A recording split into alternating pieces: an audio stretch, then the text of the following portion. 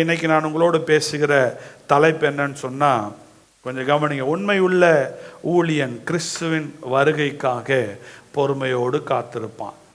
பொய் இருக்கு, உண்மை இருக்கு. நம்ம உண்மையா வாழ பிரயாசப்படுறோம், பொய்யை நம்ம பற்றி பிடிக்குது. அப்போ நம்ம பொய்யிலே வாழல, அதுக்கு பதில் நம்ம என்ன பண்றோம்? உண்மைக்கு வர்றதுக்கு நம்மை நாம் ஒப்பு கொடுக்கிறோம். அல்லேலூயா, அல்லேலூயா. பரிபூர்ண உண்மை நம்மிடத்தில் யாரிடத்திலும் இல்லை. அதுக்காக இயேசு கிறிஸ்து சொல்லல, நீங்க உண்மையா இருக்கிறதுக்கு வாய்ப்பே இல்லை, அதனால நீங்க பொய்யிலேயே வாழுங்கன்னு சொல்லி இயேசு சொல்லல. தேவனுடைய பிள்ளைகள் அந்த பொய்யின் ஆவியில மாயமாலத்தில் வாழ மாட்டோம். அது இருக்கும்போது கர்த்தர் என்கிட்ட பேசுவாரு. நான் என்ன பண்ணுவேன்னா, ஆண்டவரே நீர் என்னை மன்னியும், என்னை உண்மைக்கு கொண்டு வாருன்னு சொல்லும்போது கர்த்தர் என்னை அழைத்து கொண்டு வருவார். ஆமென். ஸோ இப்போ 45ஆம் வசனம் இப்படியே சொல்லுகிறது. என்ன சொல்லுது அப்படின்னு சொன்னால், ஏற்ற வேளையிலே நான் வேலைக்காரர்களுக்கு போஜனம் கொடுத்து அவர்களை விசாரிக்கும்படி எஜமான் வைத்த உண்மையும் வேகமுள்ள ஊழியக்காரன் யாவான். அப்படின்னா முடிக்கும்போது ஒரு கேள்வியில் முடிக்கிறார். என்னன்னா, உண்மையான ஊழியக்காரனா, பொய்யான ஊழியக்காரனா, ஞானமுள்ள ஊழியக்காரனா, ஞானமற்ற ஊழியக்காரனா. ஒரு எஜமான் அவங்க கீழே வேலை செய்கிறவங்கள பார்த்துக்கிறதுக்காக இன்னொரு வேலைக்காரனை அந்த எஜமான் வைக்கிறார். அப்போ அந்த எஜமான் அந்த வேலைக்காரனுக்கு ஒரு கேள்வி எழுப்புறார். நீ உண்மையா இருப்பியா, உண்மையா இருக்க மாட்டியா அப்படின்றத குறித்து அவர் ஒரு விளக்கத்தை இங்கே நமக்கு கொடுக்கறத பார்க்க முடியும். அப்போ முதல் பாயிண்ட் 45ஆம் வசனம், 46ஆம் வசனம், 47ஆம் வசனம் வரைக்கும் நம்ம பார்க்கும்போது உண்மையும் வேகமான ஊழியனுடைய குணநலங்கள் என்ன என்பதை குறித்து இந்த வசனம் நமக்கு சொல்லி கொடுக்கிறது. அவனுடைய குணநலங்கள் எப்படி இருக்கும்னு சொன்னா, அவன் உண்மையா இருப்பான், அவன் கரிசனையோடு தேவனுடைய வார்த்தைக்கு கீழ்ப்படுகிற ஒரு நல்ல உக்கிரகக்காரனாக இருக்கிறான். ஆமென், அல்லேலூயா. கொஞ்சம் கவனிங்க. இந்த 46ஆம் வசனத்தில் வாசிக்கிறான், எஜமான் வரும்போது அப்படி செய்கிற, எப்படின்னா ஞானமும் உண்மையும் எல்லாரையும் விசாரித்து, கொஞ்சம் எல்லாரையும் விசாரித்து அன்பாய் பராமரிக்கிற, வளர்க்கிற அந்த உண்மையுள்ள வேகமுள்ள, கொஞ்சம் கவனிங்க, உண்மையுள்ள வேகமுள்ள அந்த மனுஷனை குறித்து 46ஆம் வசனம் சொல்லுது. வரும்போது அப்படி செய்கிற அவனுக்கு என்ன பண்றாருன்னு சொன்னா, அந்த மனுஷனை கர்த்தர் ஆசீர்வதிக்கிறார். அதுக்கப்புறமா 47ஆம் வசனத்தில் நாம் வாசிக்கிறோம், தன் ஆசிகள் எல்லாவற்றின் மேலும் அவனை விசாரணைக்காரனாய் வைப்பான் என்று மெய்யாகவே உங்களுக்கு சொல்லுகிறேன். ஆமென், அல்லேலூயா.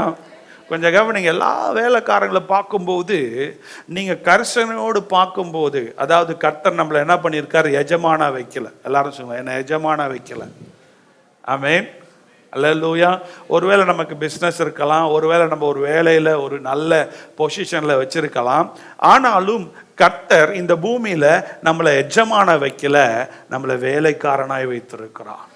முதல்ல கிறிஸ்தவ பிள்ளைகள் அந்த சத்தியத்தை தெளிவாய் தெரிந்து கொள்ள வேண்டும். ஏன்னா, நான் எஜமான் அப்படின்ற ஒரு எண்ணம் வரும்போது அதோடு கூட பெருமையும் சேர்ந்து வரும். பெருமை சேர்ந்து வரும்போது பெருமை உள்ளவனுக்கு கர்த்தர் எதிர்த்து நிற்கிறார். நான் எஜமான் போல ஒரு வேலைக்காரனாய் கர்த்தர் வைத்திருக்கிறார். ஆமென். இப்போ நான் எஜமானா அந்த ரோல், அந்த ரெஸ்பான்சிபிலிட்டியை நான் பண்ணலன்னு சொன்னா, எனக்கு கீழே இருக்கவங்க என்ன பண்ண மாட்டாங்க, அடுத்த வேலையை செய்ய மாட்டாங்க. ஆனா என் மூளையில என்னுடைய நடத்தையில நான் எஜமான் அல்ல, என்னை வாழ வைக்கிற, எனக்கு ஒரு அடையாளத்தை கொடுத்திருக்கிற என் எஜமான் பரலோகத்தில் இருக்கிறார், அவரே என்னை வாழ வைக்கிறார். அல்லேலூயா. இப்போ இந்த சிந்தை இல்லை என்று சொன்னால், இப்போ ஒரு கிறிஸ்தவ பிள்ளையாக கர்த்தரனை அழைத்து வேர்பிரித்தனை நடத்தும் போது இந்த சிந்தை எனக்குள்ள இல்லைன்னு சொன்னா, உண்மையாக நான் கர்த்தருடைய பிள்ளையா இந்த பூமியில வாழ முடியாது. ஆமென். ஏன்னா என்ன, சாதாரணமாக பெருமைக்கு நம்ம வந்து என்னோட இருதயத்தில் நீ பெருமையாயிரு அப்படின்னு யாராச்சும் சொல்கிறீங்களா? சொல்லிட்டு வரீங்களா? ப்ரேயர் பண்ணுறீங்களா? ஆண்டவரை நான் பெருமையாக இருக்கணும் ப்ரேயர் பண்ணுறீங்களா? நீங்கள் வாஞ்சிக்காமே பெருமை தானா வரும். வருமா வராதா? வருமா வராதா? தானாக வரும். ஆனால் தாழ்மையை தானாக வரவே சொல்லுவாங்க, தாழ்மைன்னு சொல்லுவாங்க. ஆனால் அது தானா பகை சொல்லுங்க, தாழ்மை தானா வராது.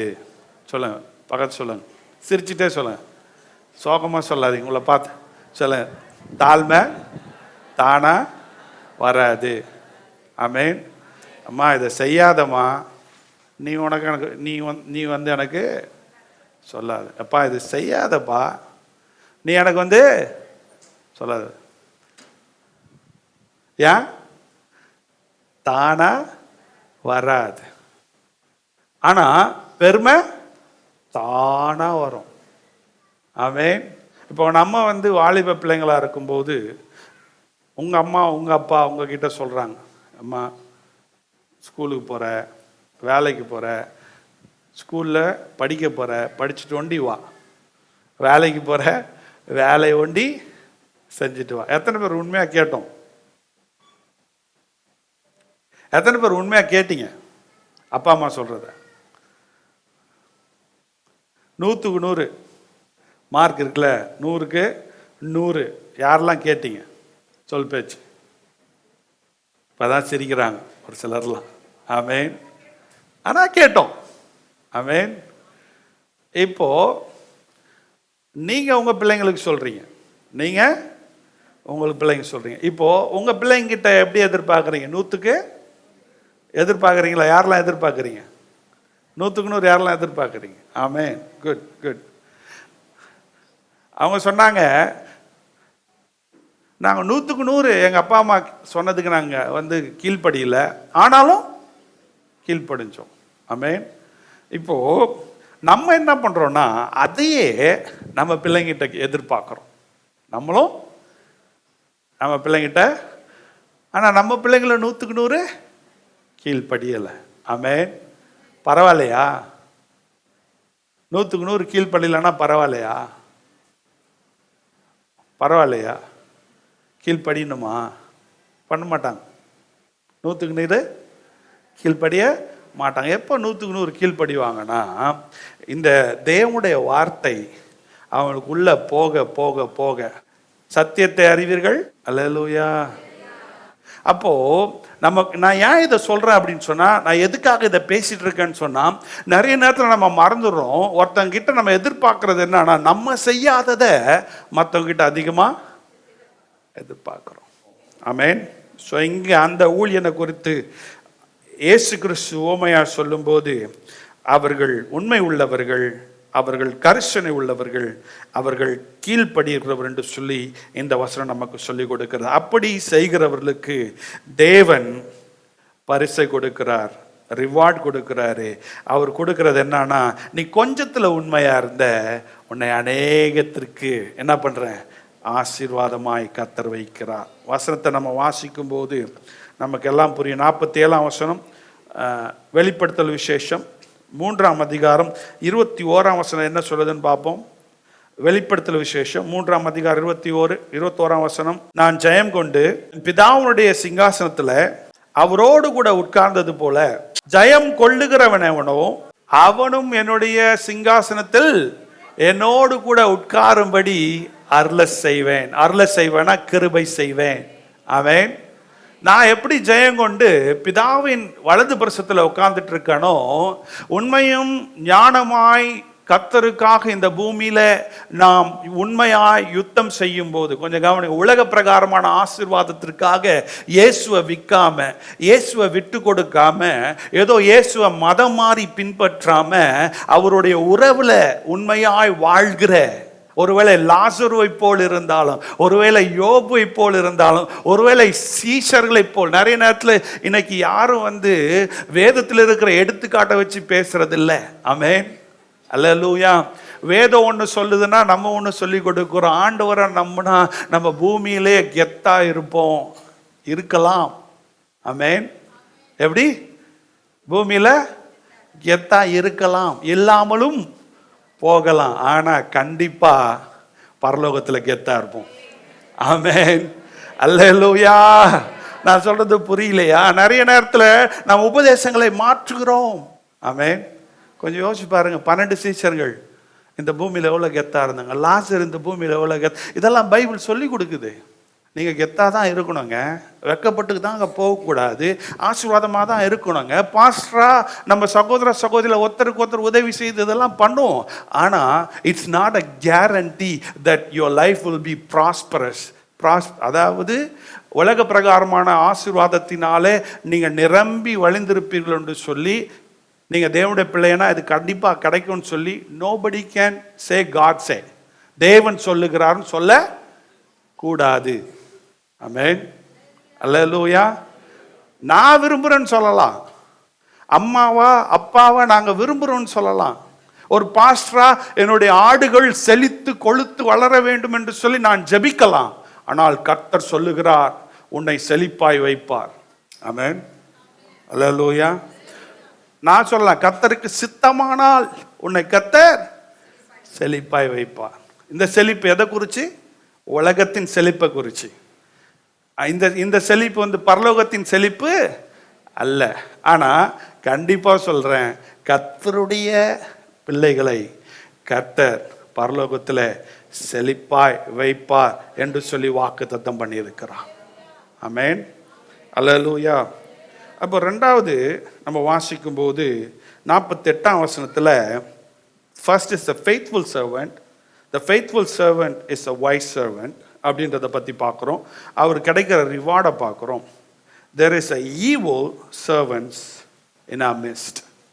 இப்போ ஒரு பக்கம் தேவனுடைய பிள்ளைகளாக ஒரு சில சிறு கூட்டம், எல்லாரும் சொல்லுங்க கையை வச்சு, சிறு கூட்டம், கை வைங்க, சிறு கூட்டம். நான் சொல்ல, பைபிள் டேர்ம் நான் யூஸ் பண்றேன். ஆமென். கேட்டுக்கு போகிற வாசல், கையை வச்சுக்கோங்க நல்லா. கேட்டுக்கு போகிற வாசல் விசாலம். ஆமென். அதுக்கப்புறம் என்ன வாசல்? இடுக்கமான, எல்லாரும் கை வைங்க, இடுக்கமான வாசல். ஆமென். அல்லேலூயா. நித்தியத்துக்கு போகிற வாசல் இடுக்கமான வாசல். இப்போ கேட்டுக்கு போகிற வாசல் வாயை பழந்துக்கிட்டு ஓடுது. எவ்வளவு ஓடுது? திரள் கூட்டம். பைபிள்ல இருக்கு. எப்படி? திரள் கூட்டம் ஓடுது. ஆனா நித்திய ஜீவனுக்கு போகிற பாதை கண்டடைவர்கள் சிலர். அந்த இடுக்கமான வாசலுக்குள் போகிற கூட்டத்தை ஏற்படுத்த என்னை அபிஷேகியும். இத்தனை வருடங்கள் கர்த்தருக்காய் ஊழியம் செய்வதின் நோக்கம், இந்த பூமியில இவங்கெல்லாம் ஆசீர்வாதமா இருக்கணும். ஒருவேளை அந்த ஆசீர்வாதம் வரலனாலும் இவர்கள் எல்லாம் பரலோக வாசிகளாக வருகையில் ஆண்டவரோட போனோம்பா. ஆமென். அல்லேலூயா. அப்போ பைபிள் இதெல்லாம் நமக்கு சொல்லி கொடுக்குது. 48ஆம் வசனத்தை பாருங்க, 24, 48ஆம் வசனத்தை பாருங்க. அந்த ஊழியக்காரனும் என்னது பொல்லாதவனா இருந்தா, அவர் சொல்றாரு, முதல்ல ஒருவேளை அவன் நல்லவனா இருந்தா அவனுக்கு இந்த கொஞ்சத்துல உண்மையா இருந்தான், அவனுக்கு என்ன பண்ற, அநேகருக்கு ஆசீர்வாதமா வைக்கிறான். ஆனா ஒருவேளை அந்த ஊழியக்காரன் பொல்லாதவனாய் இருந்து என் ஆண்டவன் வர நாள் செல்லும் என்று தன் உள்ளத்துல இஸ் அஸ்யூமிங், நான் எப்ப வேணா வருவேன்னு சொல்லிட்டு போயிட்டாரு. அவன் சொல்றான், ஒருவேளை என் எஜமான் வர நாட்கள் செல்லும் என்று யோசித்து அந்த ஊழியக்காரனோ பொல்லாதவனாய் இருந்து என் ஆண்டவன் வர செல்ல. அதுக்கப்புறம் 49ஆம் வசனம், தன் ஊழியக்காரர்களை அடிக்க தொடங்கி, அதாவது கீழே இருக்கிற யாருடைய ஊழியக்காரர்கள் இவர்கள்? இவங்க உடன் உழைக்காரர்கள். இவருக்கு அந்த அதிகாரம் இல்லை, எஜமானுக்கு தான் அந்த அதிகாரம் இருக்கு. எஜமான் இவரை எதுக்காக வேலைக்கு வச்சு மேல் பார்வை பார்த்து அவர்களுக்கு சாப்பாடு கொடுத்து அவர்கள் நல்லா வேலை செய்யறதுக்கு இவரை உதவியா வச்சா, இப்போ இவரு பாஸ் ஆகி இவங்க எல்லாருக்கும் மேல என்ன பண்ணி எழும்பி நின்று அவர்களை தவறாய் நடத்தவும், சாப்பாடு கொடுக்காம இவர்களுக்கெல்லாம் தலைவர் போல என்ன பண்ணிட்டாரு, இவர் போய் ஒரு பொசிஷனில் போய் உட்காந்துட்டார். இன்னைக்கு நம்ம பூமியில் கர்த்தருடைய வேலைக்காரலாக இருந்தால் யாரும் கனம் பண்ணுறதுக்கோ அதை சப்போர்ட் பண்ணுறதுக்கோ இன்னைக்கு சத்தியத்தோடு நிற்கிறதுக்கோ, ஏன்னா எல்லாருக்கும் ஷார்ட்கட் வேணும், நிற்கிறதுக்கு நிறைய பேர் வர்றது இல்லை. அவர் சொல்கிறாரு, கிருபையினால அவருடைய இரக்கத்தினால இந்த இந்த இந்த இந்த பொசிஷனை கொடுத்து நடத்தும் போது அந்த ஈவுல், அந்த துர்க்குணம் நிறைந்த, சுயநலம் படைத்த, தற்பெருமை நிறைந்த, சம்பாதிக்க வேண்டும் என்கின்ற தவறான எண்ணத்தில் தன்னுடைய பெருமையை காத்து கொள்ள வேண்டும் என்கிற எண்ணத்தில் வாழ்கிற அந்த துர்மார்க்கமான ஊழியனை குறித்து தேவன் இங்கு சொல்லுகிறார். ஆமென், அல்லேலூயா. ஏன்னா ஏன் அவன் துர்மார்க்கனமாக ஸ்டார்ட் பண்ணுறான்னு சொன்னால், அந்த எஜமான் வர தாமதமாக இருக்கிறது என்று சொல்லி 48ஆம் வசனத்தில் நம்ம பார்க்குறோம். அவர் வர தாமதமாக இருக்குன்னும் போது அவன் யோசித்து, சரி அவர் வரும்போது வரட்டும், நம்ம என்ன பண்ணுறான், எஜமானா மாறிடலாம் அப்படின்னு சொல்லி இன்றைக்கு நிறைய தேவ பிள்ளைகள் தங்களை தாங்களே எஜமான்கள் ஆக்கி கொண்டவர்கள் இருக்கிறார்கள். 5 விதமான ஊழியத்தை குறித்து பைபிளில் சொல்லியிருக்கார். ஆனால் நம்ம எந்த விதமான ஊழியங்கள் செய்தாலும் ஆண்டோடைய பார்வையில் நாம் எல்லாரும் சேவைக்காரர்கள். ஆமென், அல்லேலூயா. சுவிசேஷ ஊழியம் என்பது நம்ம எல்லாருக்கும் ஆண்டவர் கொடுத்திருக்கிற பிரதான கட்டளையாக இருக்கு. நீங்கள் உலகம் எங்கும் போய் சகல ஜாதியும் சீஷராக்கி பிதா குமாரன் பரிசுத்தாவின் நாமத்தினாலே நான் கற்றுக் கொடுத்தது என்ன பண்ணுங்க, யாருக்கு சொன்னாரு, சீஷர்களுக்கு சொன்னார். நம்ம எல்லாம் யாரு சொல்லுங்க, நான் யாரு சொல்லுங்க, நான் யாரு, சத்தமா சொல்லுங்க, நான் சீஷன். ஆமென். சுவிசேஷம் செய்ய வேண்டிய, சுவிசேஷ ஊழியம் செய்ய வேண்டியது என்னுடைய கடமை, தேவன் கொடுத்த கட்டளை. பவுல் சொல்றாரு ரோமர்கள் நிருபம் 1:16 என்ன சொல்றாரு, 1:16 வசனத்துல என்ன சொல்றாரு, சுவிசேஷத்தை குறித்து நான் வெட்கப்படேன். ஏன், அது எனக்கு தேவ பலனாய் இருக்கிறது. சுவிசேஷத்தை நீங்க சொல்லும் போது அந்த சுவிசேஷம் உங்களுக்கு தேவ பலனாய் மாறுகிறது. 50வது வசனம் 51ஆம் வசனத்துல நான் வாசிக்கிறோம், பயங்கரமா இருக்கு. அவர் சொல்றாரு, எஜமான் மீண்டும் வரும்போது, கொஞ்சம் கவனிங்க, அந்த எஜமான் மீண்டும் வரும்போது அந்த ஊழியக்காரன் நினையாத நாளிலும் அறியாத நாளிகளிலும் அவனுடைய எஜமான் வந்து அவனை கடினமாய் தண்டித்து மாயக்காரரோடு அவனுக்கு பங்கு நியமிப்பான். அங்கே அழுகையும் பட்கடிப்பும் உண்டாயிருக்கும். பயங்கரமா இருக்கு. அந்த ஊழியக்காரனை பார்த்து சொல்றாரு, நீயும் மாயக்காரனும் ஒண்ணு, உங்க 2 பேரோட பொசிஷன் என்னன்னா செம்ம ஆக்டர்ஸ் நீங்க. அதனால ஒருவேளை இப்போ நீ பண்ற ஆக்டிங் உலகத்துக்கு தெரியல அப்படின்னு நினச்சிக்கலாம். ஆனால் எனக்கு நல்லா தான் தெரியுது, நான் வரும்போது அதுக்கு வட்டியும் முதலமா சேர்த்து நான் செய்ய போகிறேன் அப்படின்றத அவர் சொல்கிறார். அப்போது வாட் இஸ் த கான்சிக்வன்ஸ்? தேவன் அந்த மாயக்காரர்களோடு கூட உண்மையற்றவர்களை என்ன பண்ணுறார், கொண்டு போய் சேர்க்கிறத நம்ம பார்க்க முடியும். அதோட அவுட்கம் என்னன்னு சொன்னால் 50வது வசனத்தில் 51ஆம் வசனத்தில் வீப்பிங், அழுகையும் பட்கடிப்பும் நிறைந்த இடமாக இருக்குது. கொஞ்சம் கவனிங்க. ஐம் நாட் இதை சொல்லி உங்களை கஷ்டப்படுத்தவோ, இதை சொல்லி உங்களை வெட்கப்படுத்தவோ, இதெல்லாம் சொல்லி நீங்கள் எல்லாம் உண்மை இல்லாமல் இருக்கிறீங்க, அதனால உங்களுக்கு இந்த நியாய தீர்ப்புலாம் வரும் அப்படின்னு சொல்லி முடிக்கிறதுக்காக, உங்களை வேதனைப்படுத்துறதுக்காக நான் இங்கே நிற்கல. கொஞ்சம் கவனிங்க. there is a hope. ஆமென். உண்மையுள்ளவன் இன்னும் உண்மையாக இருப்பதற்கு உங்களை நீங்கள் ஒப்பு கொடுங்க. உண்மை அற்று இருக்கிறவர்கள், கொஞ்சம் கவனி, there is a hope. ஆமென்.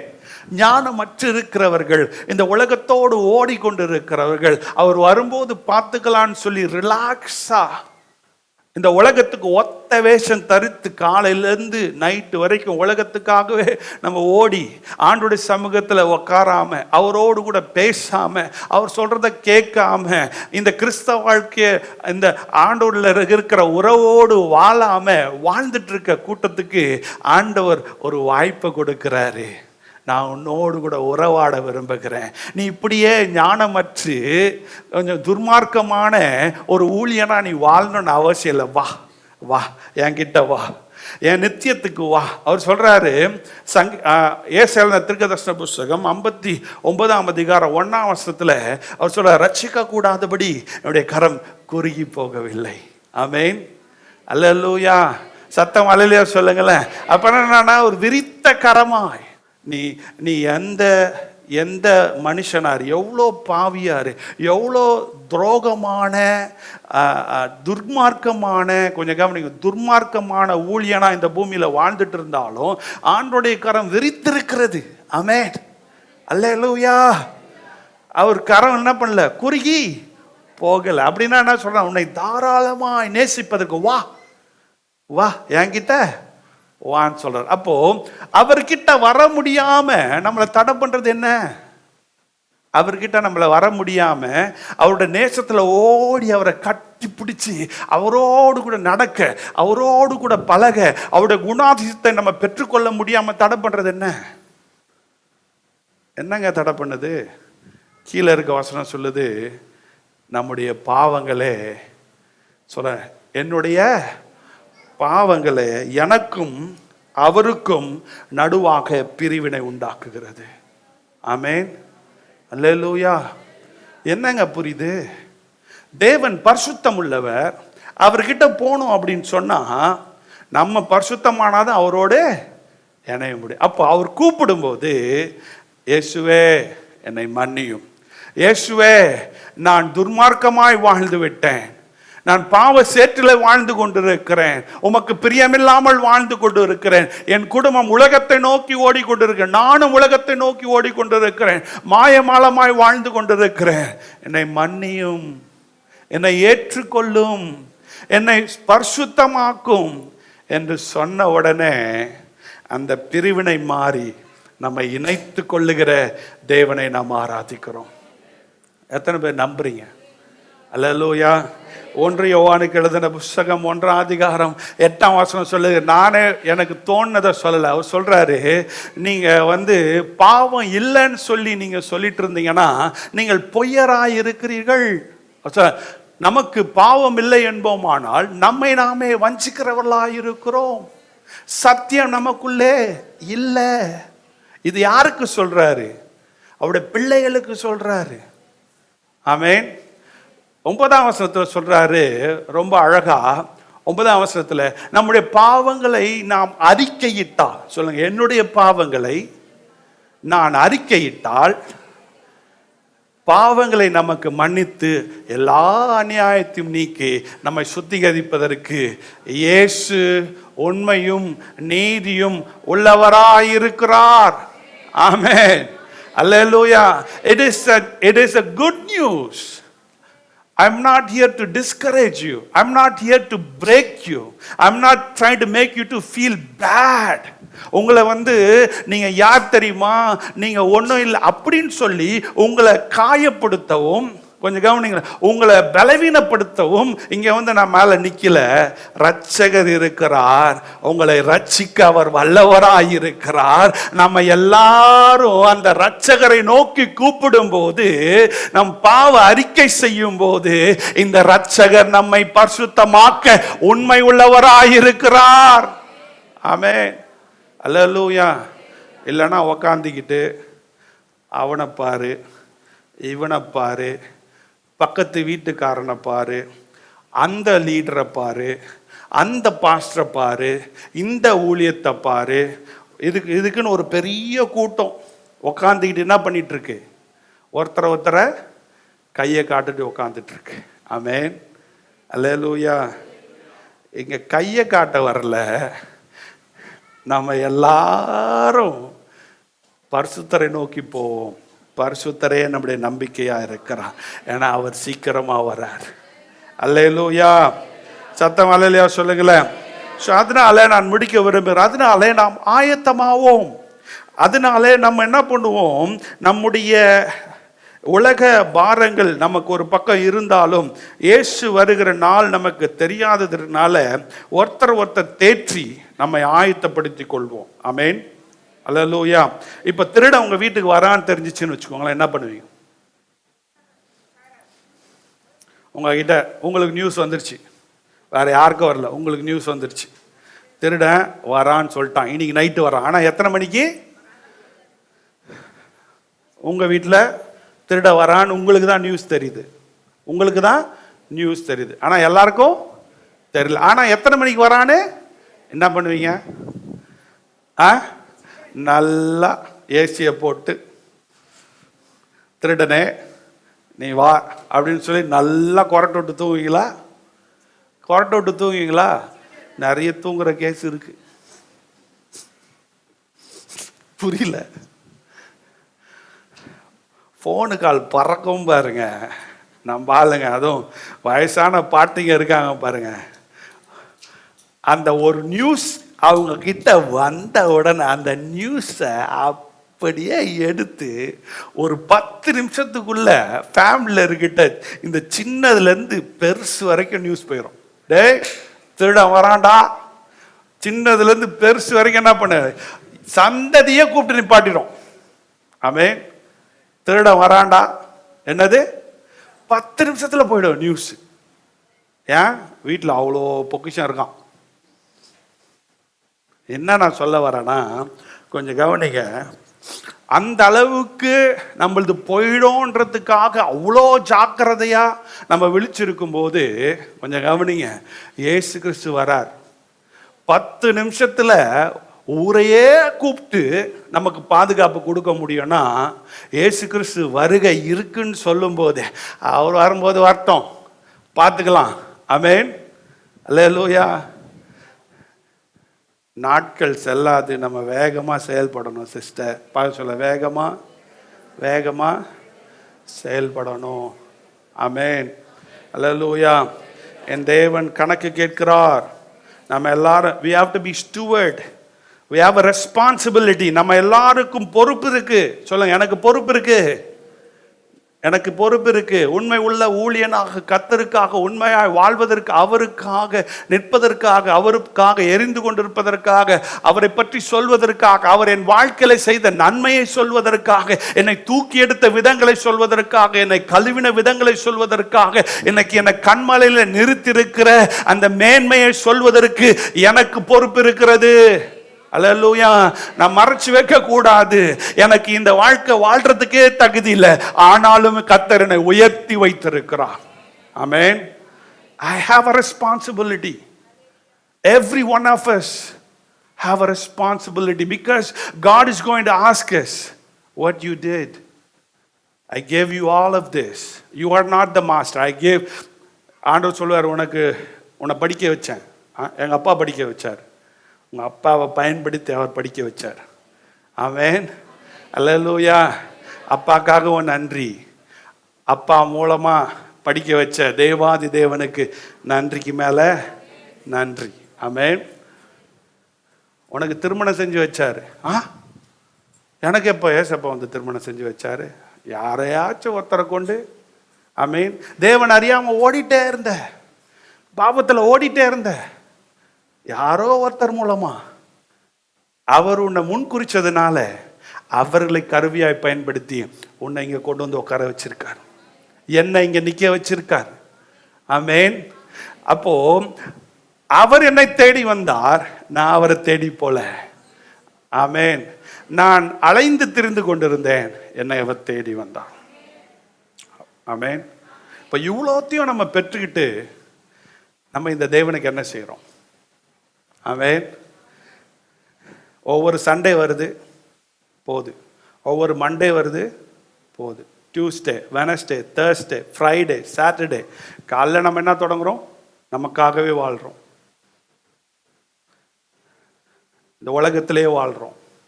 இந்த உலகத்தில் வாழ்ந்தாலும் நான் ஆண்டவருக்கு என்ன செய்வனோ அது ஒண்டி தான் கடைசியில் நிற்கும். ஆமென், அல்லேலூயா.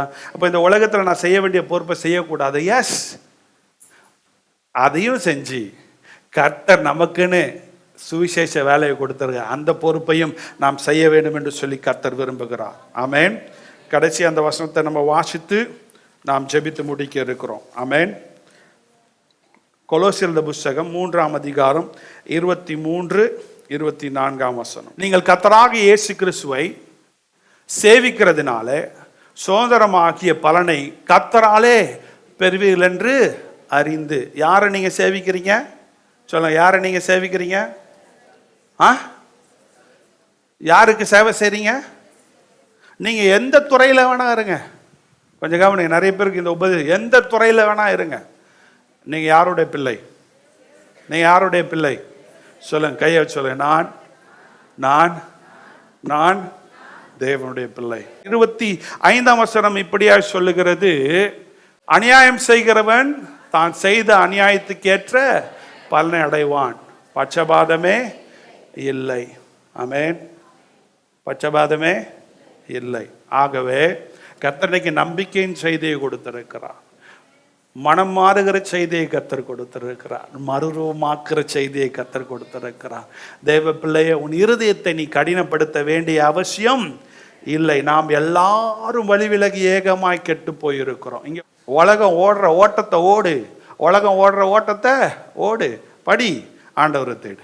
படி, ஆண்டவரை தேடு. வேலைக்கு போ, ஆண்டவரை தேடு. கல்யாணம் பண்ணிக்கோ, ஆண்டவரை தேடு. குழந்தை குட்டியை பெற்றுக்கோ, ஆண்டவரை தேடு. எஸ், இது சொல்றது இல்லை. ஆண்டவரை தேடு. ஆண்டவருக்கா வாழு. சீக்கிரமாய் வருகிறான். அவர் வரும்போது அவனுடைய கிரியை பலன் அவரோடு கூட வருகிறது. ஆமென். அல்லேலூயா. No one can escape. இவைகளை கனிகளினாலே அறிவோம்னு சொல்றார். அப்போ I want to end with that. ஒருவன் கிறிஸ்துவுக்குள் வாழ்கிற வாழ்க்கை எப்படி இருக்கும்னு சொன்னால், அன்பு, சந்தோஷம், சமாதானம், நீடிய பொறுமை, தயவு, இச்சை அடக்கம். இவைகள் என்ன பண்ணும்? வந்துட்டே இருக்கும். ஒருத்தவங்க எல்லாம் செஞ்சிட்டே இருக்காங்க, அது எதுவுமே சரியில்லை, ஆனாலும் பரவாயில்லை அப்படின்னு போகிறது வாழ்க்கை இல்லை. தொடர்ந்து நாம் விட்டு கொடுத்து மன்னித்து மாறும்போது நம் உறவுகள் கட்டப்படும். ஆமென். நிறைய திருமணம் இன்னைக்கு வளர்றதில்லை, நிறைய பேரண்டிங் வளர்றதே இல்லை. ஏன்னா பிள்ளைங்களை திருத்துறதே இல்லை. சொன்னாதானே பிரச்சனை. ஐயோ, இப்பயே பிரச்சனை பண்ணி முட்டி மோதி உன் பிள்ளைய வளர்த்து எடுத்துரு. இப்பயே உங்க திருமணத்தில் அது தப்பு, அது ரைட்டுன்னு சொல்லிக்கோ. 10 வருஷம் 5 வருஷம் ஆனால் அதுக்கப்புறம் சொல்லவே முடியாது. அதனால உங்க திருமணம் நல்லா இருக்கு நீங்களே நினச்சிக்காதீங்க. ஆமென். அல்லேலூயா. அந்த மாதிரி கர்த்தரோடு வாழ்கிற வாழ்க்கையிலும் சில சமயத்தில் இப்படிப்பட்ட இது தாழ்மையாரு, பொறுமையாரு, அன்பு செய், உடனே எல்லாம் வந்துடாது.